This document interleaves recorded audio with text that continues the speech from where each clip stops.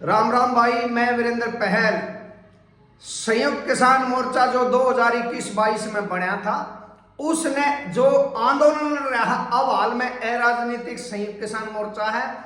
उसके साथ शामिल होने के लिए पिछले दिनों एक मीटिंग हुई थी और उसमें एक चिट्ठी लिखी थी अराजनीतिक संयुक्त किसान मोर्चे को। आज के दिना में, हाल के दिना में वह चिट्ठी कुछ न्यूज चैनल के ऊपर वायरल होने लग रही है और उस चिट्ठी के अंदर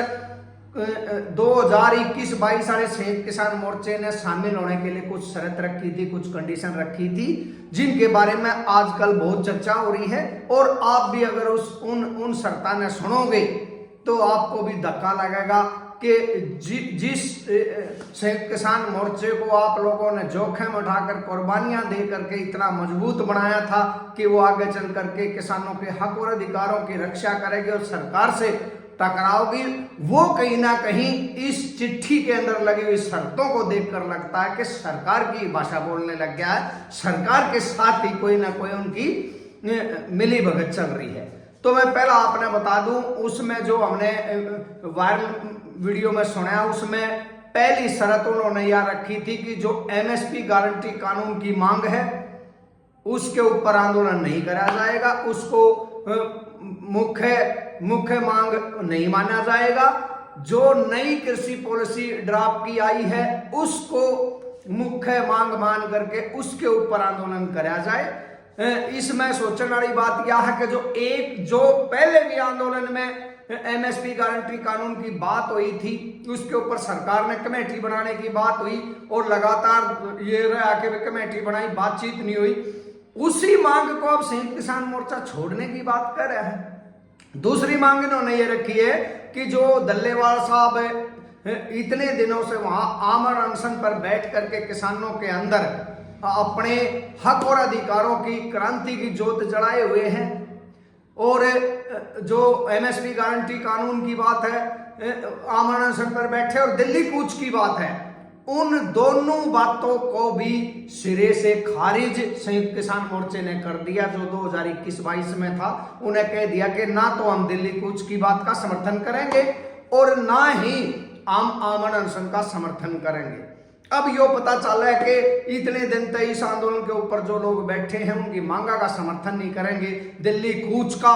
जो मांग है उससे सरकार दबाव में आवे है और उसका ये समर्थन नहीं करेंगे। तो 2021-22 वाला किसान मोर्चा चाहता क्या है? और तीसरी जो बात इन्होंने कही है वो भी बड़ी गंभीर बात कही है कि उसमें इन्होंने कहा है कि जो ये एमएसपी की बात है, जो 2021-22 का आंदोलन था उसको पूर्ण रूप से कामयाब माना जाए, सफल माना जाए,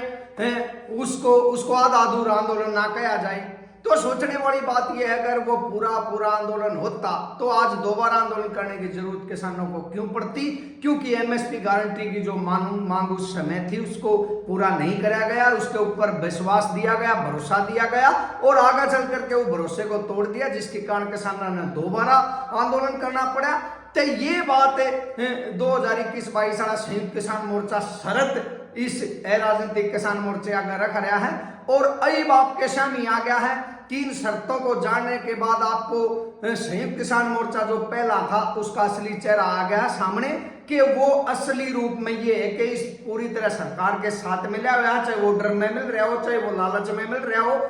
लेकिन किते न किते वो इस आंदोलन की जो किसानों की असली मांग है, जिन तक किसान मजबूत होंगे, जो एमएसपी की मांग है, उस असली मांग से इस किसान को, इस आंदोलन को भटका करके कुछ और सांठगांठ करना चाहता है। ये पूरी तरह से साफ हो गया है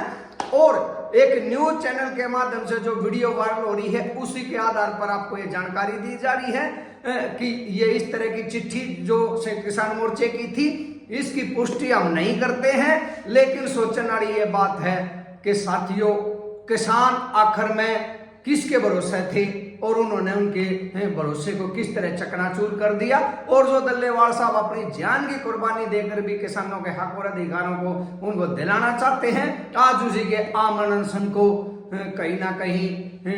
अवैध बता करके ये लोग सरकार का काम आसान कर रहे हैं।